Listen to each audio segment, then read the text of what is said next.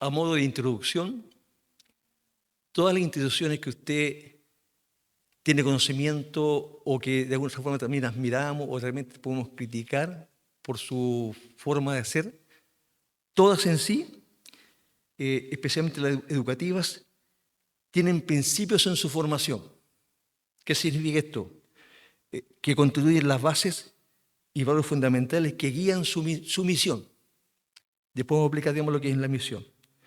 La visión y funcionamiento, definiendo su identidad y los objetivos que buscan alcanzar.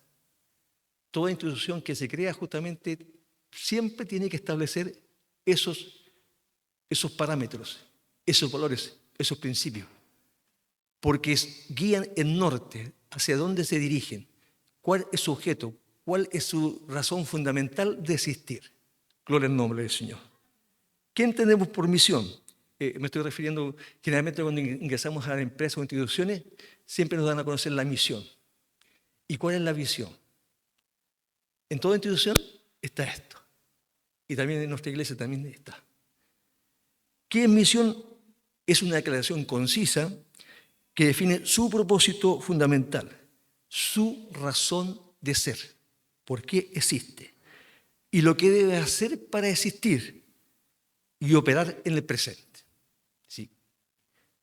Es el kit.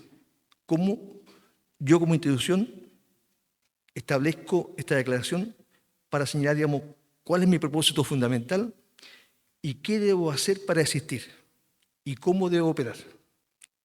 En cambio,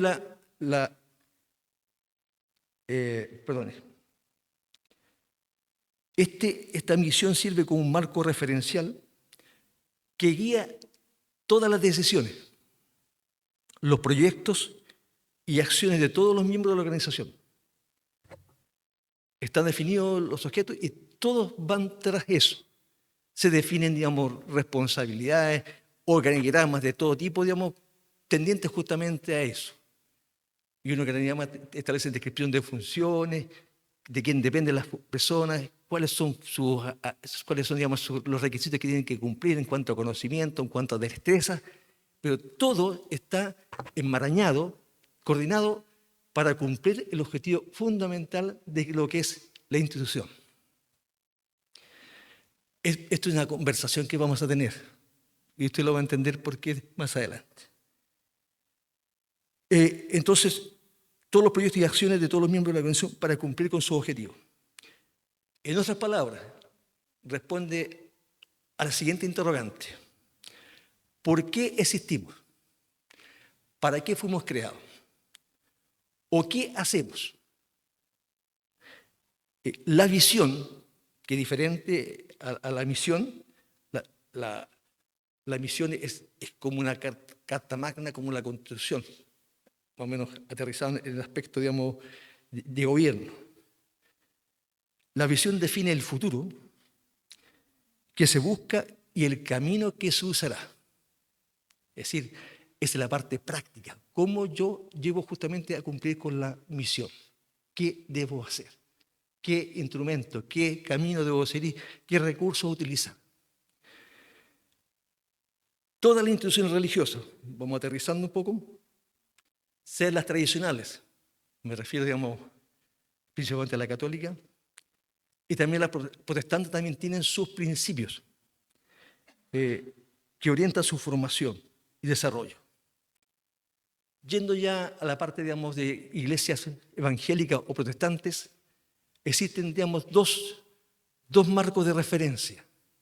Hay instituciones que inicialmente fueron creadas como instituciones regidas por el derecho privado y que tienen justamente todas digamos, su organigrama, todo su funcionamiento, todo en el Ministerio de Economía, Fomento y Reconstrucción.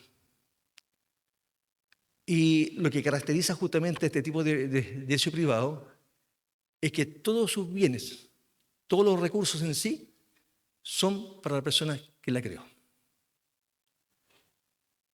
En cambio, las instituciones de derecho público, como la nuestra en sí, son instituciones creadas y que en su formación, en su desarrollo, pueden generar recursos, edificios, pero como son instituciones de derecho público regidas justamente por el Ministerio de Justicia y tienen, digamos, un registro, número y todo, ninguno de los digamos, recursos que pueden tener ellos van a ser parte de las personas que las crearon.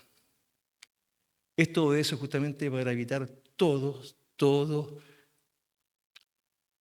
los cuestionamientos, vamos a decir así, los cuestionamientos que se hacían justamente a la iglesia tradicional y que las vivimos.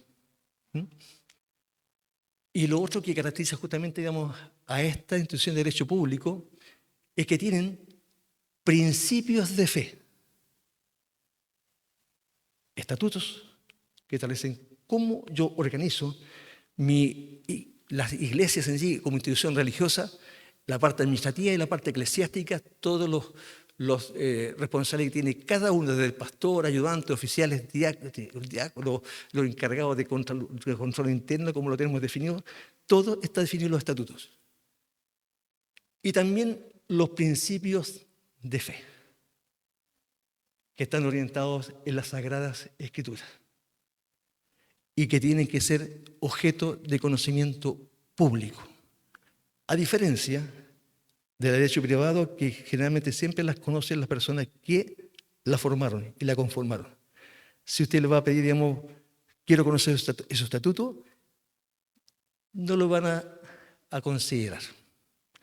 En cambio, nosotros, como institución de derecho público, sí tenemos la obligación de dar a conocer los estatutos y nuestros principios de fe.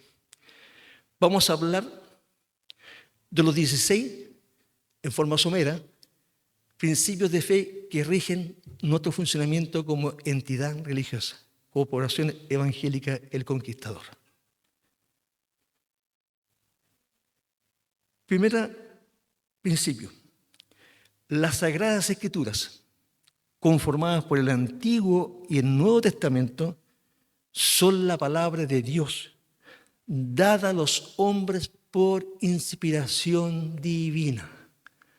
No son creación del hombre, no son creación de filósofos, no son creación de personas que a lo mejor iluminadas, no. Son iluminadas y dadas, inspiradas por el Espíritu Santo y dadas por Dios. Gloria al nombre del Señor.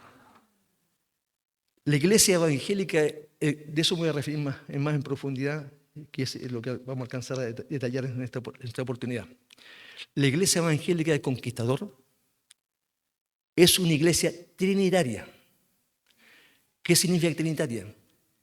Que cree en el Dios Padre, en el Dios Hijo y en el Dios Espíritu Santo. Los tres forman parte de lo mismo. Son coeternos. Gloria al nombre del Señor. Tercer principio. En la iglesia del Conquistador creemos que el hombre y la mujer fueron creados a la imagen de Dios con individualidad y un libre albedrío de pensar. Cuarto principio. En la iglesia del Conquistador creemos en la vida, muerte y resurrección del Señor como única manera de expiación del pecado humano. Si Cristo no hubiera resucitado, dice la palabra, vana es nuestra fe, vana es nuestra esperanza, no tiene ningún asidero, nada. Pero como resucitó, nuestra esperanza es cierta. Gloria al nombre del Señor. En la experiencia de salvación como iglesia creemos que Dios en su infinita misericordia permitió que Cristo, que nunca pecó, no se halló ni sombra de pecado en él, llevara pecados por nosotros para que pudiéramos ser justificados ante él. Gloria al nombre del Señor. Dios es un Dios santo. No tiene relación alguna con el pecado. Y tenía que proveerse justamente de un Cordero Santo, sin tacha, sin defectos. ¿Para qué? Para que se agradara de su sacrificio y se restableciera esa comunión íntima que se quebró cuando pecaron los primeros padres. A través de eso se restableció la relación de Dios con la humanidad, pero principalmente con los que aceptan a Cristo como su personal y único Salvador. Gloria al nombre del Señor. Creemos que la iglesia es la comunidad creyente que confiesan a Cristo, a Jesucristo como Señor y Salvador. La iglesia en sí está definida como una comunidad de creyentes que tienen principios de fe, que tienen, digamos, creencias únicas y que justamente se sostienen en esa base que es Jesucristo. Porque Él formó la iglesia a través del Espíritu Santo. Creemos en la unidad del cuerpo de Cristo, un cuerpo con muchos miembros, llamados de toda nación, lengua y pueblo, sin distinciones de raza, cultura, educación y nacionalidad, sin diferencia entre alto y bajo, rico o pobre, hombre o mujer. Dios no hace excepción de ninguna persona. Gloria al nombre del Señor. Qué precioso es nuestro Dios. No sé si ustedes se agradan eso. En la Iglesia del Conquistador queremos que con el bautismo confesamos nuestra fe en la muerte y resurrección de Cristo Jesús y testificamos de nuestra muerte al pecado y de la intención de caminar en una vida nueva. Jesucristo a los 30 años fue bautizado. Y Dios muestra justamente de que renunció al pecado, porque Él no se dio ni sombra de pecado. Cuando las personas nuestras, digamos en sí, los creyentes nuestros, se bautizan, hay previamente todo un discipulado, preparación para que entiendan cuál es la solemnidad del acto. No es un acto cualquiera. No es un acto que está llevado por la emoción. No es un acto llevado a lo mejor por complacer, digamos, o aumentar el número de las personas que se van a bautizar. No, es un compromiso personal y de por vida. Yo renuncio a toda mi vida pecaminosa por llevar una vida nueva de la mano del Señor. Gloria al nombre del Señor. Que eso nos ayude y se nos guarde, porque de repente echamos de menos a algunos hermanos que se bautizaron y Dios tenga misericordia de ellos.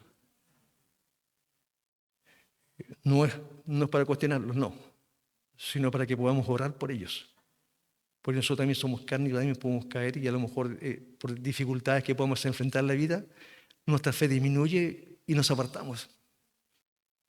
Y no entendemos que cuando se prueba nuestra fe es para que podamos ir adquiriendo templanza, un carácter como creyente, que nada, ni lo alto ni lo bajo, nos podrá separar del amor de Cristo. Gloria al nombre del Señor. Como iglesia creemos que la cena del Señor es una participación del cuerpo y sangre del Señor Jesucristo. Como ejemplo de fe, como nuestro Señor y Salvador.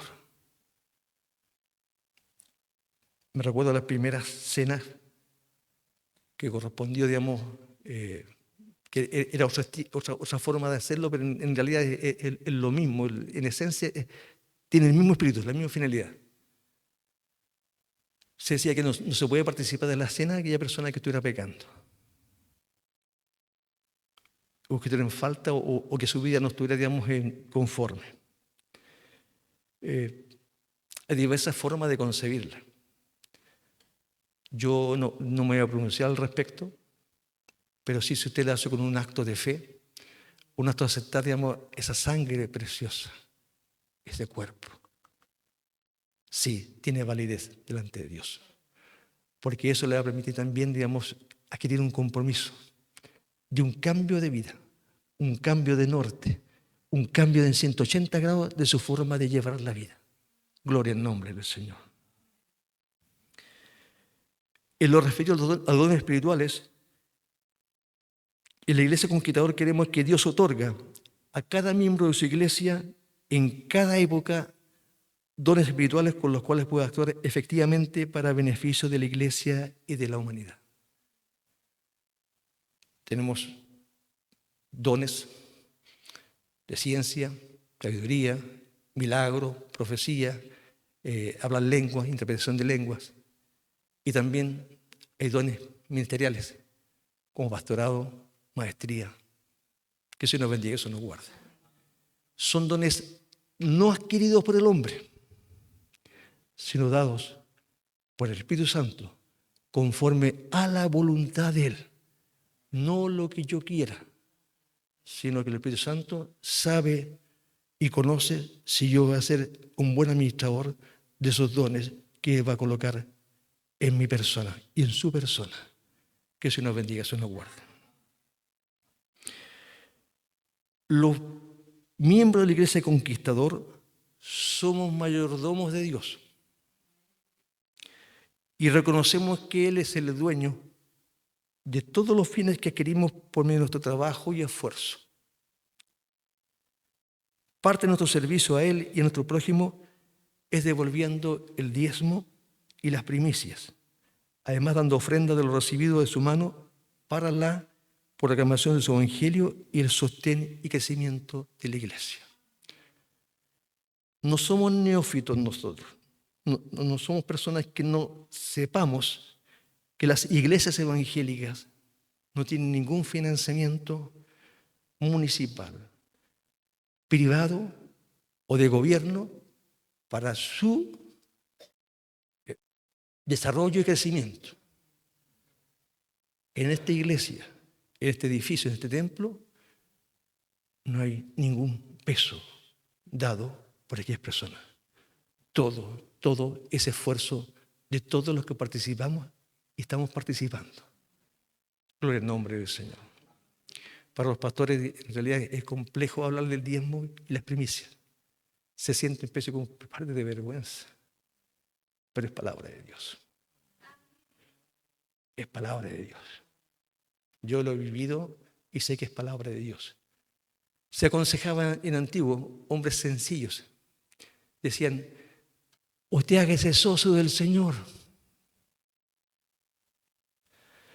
Y a veces también algunos hermanos se hacían socios del Señor y esperaban, Señor, si tú me das trabajo, yo voy a hacer tu socio, te voy a dar lo que a ti te corresponde. 90% para la persona que trabaja y el 10% para Dios. El ministerio tiene que sostenerse. Los pastores, digamos, nunca van a contar cómo Dios los mueve. No corresponde. Pero Dios muestra y revela donde hay necesidad. Yo soy testigo, como un simple hermano, de cómo Dios proveía para personas que estaban orando o llorando al Señor porque no tenían nada, ni para ellos como personas, ni para sus hijos. Y cómo agradecían con lágrimas, con tanta sinceridad, cómo Dios había respondido a su necesidad, a su oración.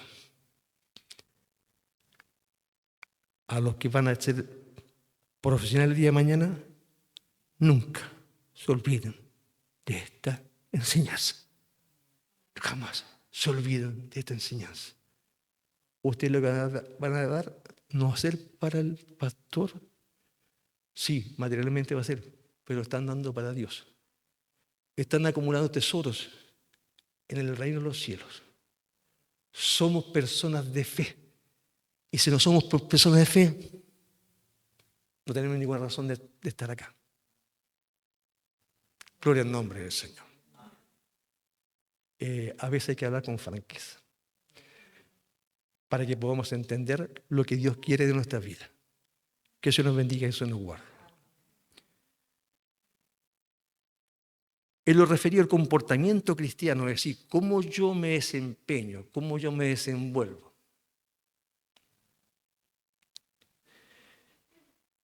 Los miembros de la iglesia, el conquistador, estamos llamados a ser personas devotas, es decir, personas de fe, que seguimos al Señor Jesucristo, que tratamos por todo medio de cumplir con sus mandamientos y ordenanzas.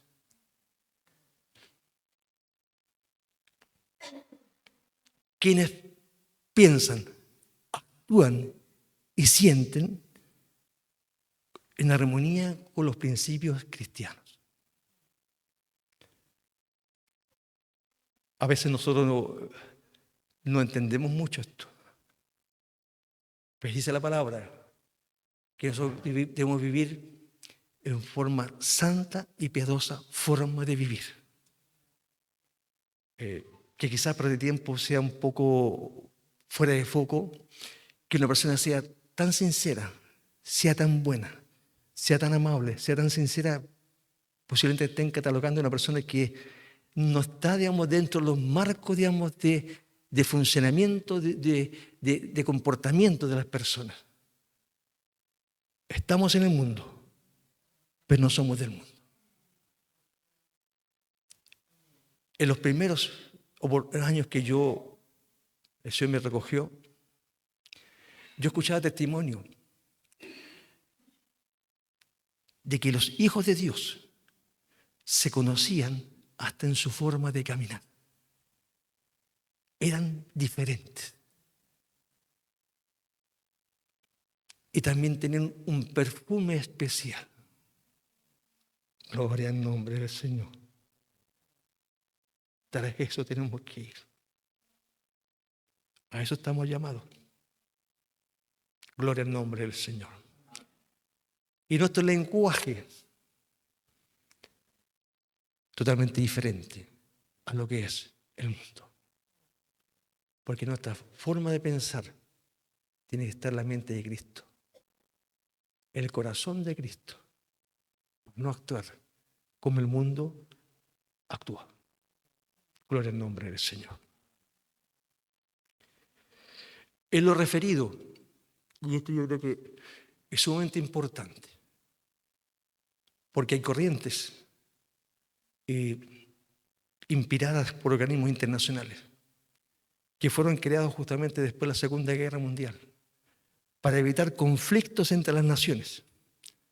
Estableció la Declaración de Derechos Humanos, pero todo ha sido tan manoseado, que hay derechos humanos para unas personas y no hay derechos humanos para otras personas. Dependiendo, digamos, del color político que exista, se actúa de esa forma. Gloria al nombre del Señor. Y establecen normas que pretenden, digamos, quitar de los padres en sí la educación y formación de sus hijos. Incluso es más, hay, digamos, una intención de que los niños de determinada edad, ellos tengan la decisión en sí sobre ellos y que nadie se les pueda cuestionar de decidir cuál va a ser su sexo. Increíble. Naciones Unidas, derechos humanos, y que van en contra de todos los principios establecidos por las Sagradas Escrituras. Gloria al nombre del Señor. En lo referido al matrimonio y la familia, la congregación, la iglesia de Conquistador, creemos que el matrimonio fue divinamente establecido en el Edén y confirmado por el Señor Jesucristo para ser una unión de por vida entre un hombre y una mujer. Siempre comentamos, y posiblemente le puede pasar lo mismo a usted, que cuando uno contrae matrimonio, como que no capta muy bien, digamos, las palabras en sí, porque hay un estado de nerviosismo, es primera vez que se está, digamos, en ese rito, pero sí, efectivamente, digamos, es un compromiso de por vida. Y de por vida, digamos, hasta que el Señor venga por nosotros, como creyentes. Y el Señor nos bendiga, el Señor nos guarda. En cuanto a la segunda venida de Cristo, esta constituye la esperanza bendita de la iglesia evangélica del Conquistador. Creemos que efectivamente Cristo va a venir en las nubes a buscar a su pueblo. Los que hayan muerto primero van a ser transformados en un cuerpo de gloria, que no va a existir ninguna ley física que le impedir volar al encuentro del Señor Jesús. Dice que después también nosotros, los que estemos, vamos a ser transformados de la misma forma y juntos estaremos con el Señor. Las bodas del Cordero son más una realidad, mis hermanos.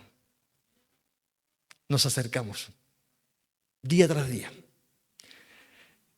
Y tenemos que procurar ser dignos de participar en esto que viene. Gloria al nombre del Señor. En lo referido a la muerte y resurrección, la Iglesia Conquistador quiere que la paga del pecado es muerte, pero Dios, que es santo e inmortal, concederá la vida eterna a los redimidos en su segunda venida por su sangre preciosa derramada en el madero de la cruz. Dice la palabra que sin sangre no hay remisión de pecados. Y Cristo derramó hasta la última gota de su sangre por mi salvación y su salvación. En cuanto a la tierra prometida, el último principio de fe, los integrantes de la Iglesia Conquistador creemos que Él nos proveerá un hogar eterno para los redimidos y un perfecto ambiente para vida, amor y gozo. Dice que Dios se enjugará nuestras lágrimas. Ya no habrá más llanto ni dolor. Una vida plena de felicidad para los redimidos. Gloria al nombre del Señor. Ahora vamos a desarrollar con la ayuda del Señor la primera temática que dice la Sagrada Escritura, son la palabra de Dios dada a los hombres por divina inspiración. La palabra de Dios asegura que el Espíritu Santo guió a los autores humanos, profetas o videntes, así se le llama, para escribir lo que Dios quería comunicar, haciendo que toda la Escritura sea en esencia el aliento de Dios o la palabra del Dios mismo. Gloria al nombre del Señor. En 2 de Pedro, capítulo 1, versículo 19, 21, se señala: tenemos también la palabra profética más segura, a la cual hacéis bien en estar atentos, como a una antorcha que alumbra el lugar oscuro, hasta que el día esclarezca y el sol de la mañana salga en nuestros corazones.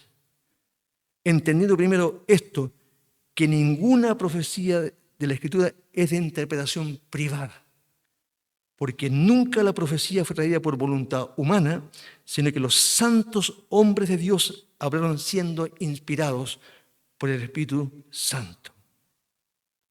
En consecuencia, la palabra indica que Dios es el autor último de la Escritura y que los profetas o videntes, autores humanos, actuaron como instrumentos o canales para transmitir esa palabra divina. Gloria al nombre del Señor. Estos varones de Dios, de diversas extracciones sociales, algunos sacerdotes, algunos pastores, algunos trabajadores de la tierra, fueron guiados por el Espíritu Santo para escribir en su estilo, su forma de escribir, respetando su personalidad y su contexto histórico. Si usted se dedicara a leer no solamente los profetas mayores, Daniel, Isaías, Jeremías, Ezequiel, sino también, digamos, todos los profetas menores, vería cómo la vida de esos hombres no fue de rosa en rosa. Hubo una vida de renuncia a todo su bienestar por cumplir con lo que Dios demandaba de ellos. El mismo profeta Isaías, él fue muerto, su muerte ordenada por el rey Manasés. Lo introdujeron en el hueco de un tronco y lo enterraron.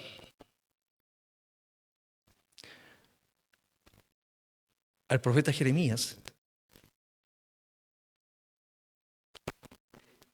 el exilio a Babilonia hace 70 años, por sobre los que profetas, digamos, que eran proclives justamente a los reyes de ese tiempo, que en 2 años los trataron de antipatriota, por decirlo menos. Hombres que en sí que tenían la autoridad de denunciar el pecado, denunciarlo, hacer presente, no importando a quién lo hicieran, reyes, gobernantes, príncipes, ellos tenían la valentía de poder hacerlo. Gloria al nombre del Señor. Que Dios nos bendiga y nos guarde.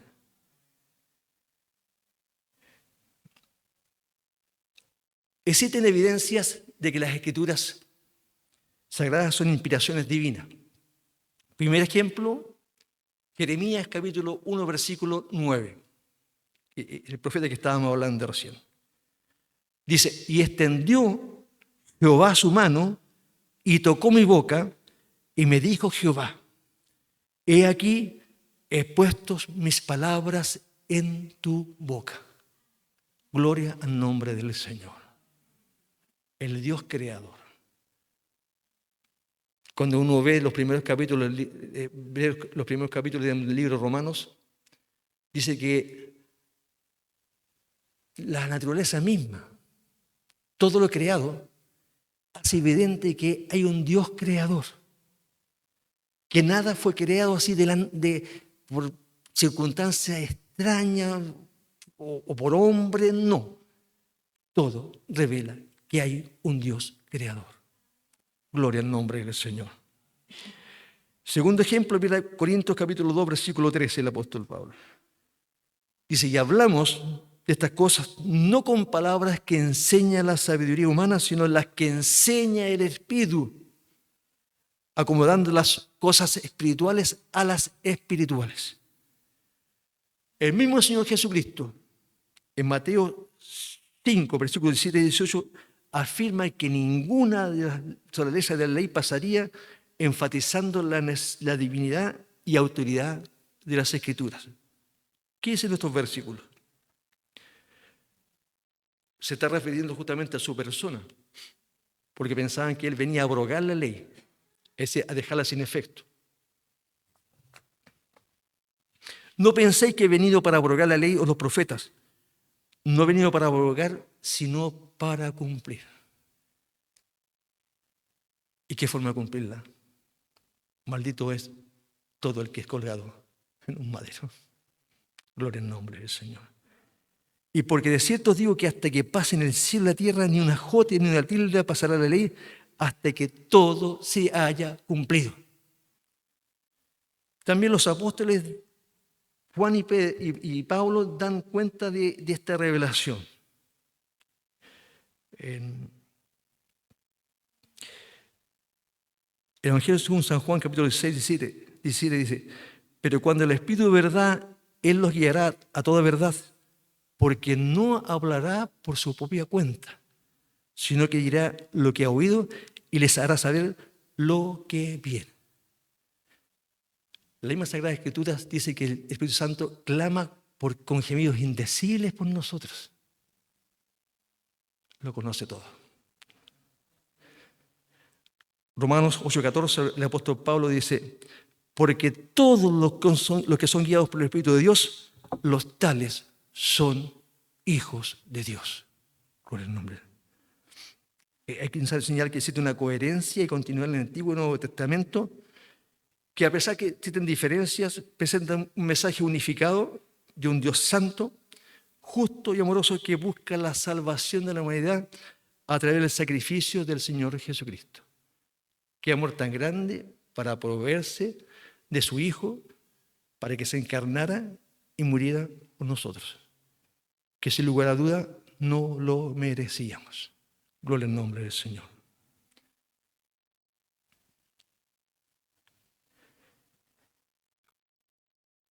No sé si usted ha escuchado expresiones de predicadores que han señalado que el Antiguo Testamento no tiene ninguna importancia, que el Nuevo Testamento es lo que debe regir la vida del cristiano, porque el antiguo pacto ya dejó de ser y hay un nuevo pacto. Quiero decirle, digamos, que ambos testamentos son complementarios e inseparables. Se iluminan mutuamente mostrando el plan de Dios para la salvación y su carácter consistente a través de su historia, de su relación con la humanidad. El Antiguo Testamento contiene las profecías y promesas de un futuro Mesías que liberaría a la humanidad del pecado. De hecho, no sé si usted ha leído cuántas veces el capítulo 53 del profeta Isaías. Relata, digamos, todo todo el sufrimiento vicario del Señor Jesucristo. ¿Sabe cuándo fue escrito ese libro, ese pasaje? 700 años antes de su cumplimiento. No podía yo, como predicador, decir que solamente es válido el Nuevo Testamento. Ambos son complementarios, ambos se iluminan, ambos. El Antiguo Testamento contiene promesas que se cumplen en el Nuevo Testamento. Gloria al nombre del Señor. Y hay algo que a uno lo conmueve. Generalmente nos quedamos con el capítulo 56 de Isaías, pero hay un Salmo 22 que relata cuál fue el sufrimiento interno del Señor. Es un tema que fue analizado por un médico y que refleja justamente que en la condición del crucificado se empezaron a deshacer sus órganos internos. Leo en el nombre del Señor. Versículo 1 del Salmo 22. Dios mío, ¿por qué me has desamparado? Quiero ser presente de que inicialmente este salmo dice que fue escrito, digamos, por el salmista, el rey David, pero es un salmo profético que habla justamente del sacrificio del Señor Jesús. Versículo 7. Todos los que me ven me escarnecen, estiran la boca, menean la cabeza diciendo, el versículo 8, se encomendó a Jehová, líbrele él, sálvele, puesto que en él se complacía. Versículo 14. He sido derramado como aguas y todos mis huesos se descoyuntaron. Mi corazón fue como cera, derritiéndose en medio de mis entrañas. Versículo 15. Como un tiesto se secó mi vigor y mi lengua se pegó a mi paladar y me has puesto en el polvo de la muerte. Porque perros me han rodeado. Versículo 16. Me han cercado cuadrillas de malignos. Horadaron mis manos y mis pies. Versículo 17. Contar puedo todos mis huesos, entre tantos ellos me miran y observan. Versículo 18. Repartieron entre sí mis vestidos y sobre mi ropa echaron suertes. Gloria al nombre del Señor. ¿Sabe cuándo fue escrito este salmo? 1000 años antes de la muerte del Señor Jesucristo. 10 siglos antes. Son complementarios. Lo que estoy explicando con la gracia del Señor es que esta debe ser la enseñanza que debe tener usted en su vida. Cuando digan esto del Nuevo Testamento, mire, no, ni siquiera contienda. No, porque la palabra de Dios no es para contender, no es para disputar, no. Quédese con esta enseñanza. Porque esta es la verdadera enseñanza de la Iglesia Evangélica del Conquistador. Estos son los principios de fe que deben orientar justamente nuestro comportamiento, nuestro devenir, nuestra relación con el prójimo. Y eso basta.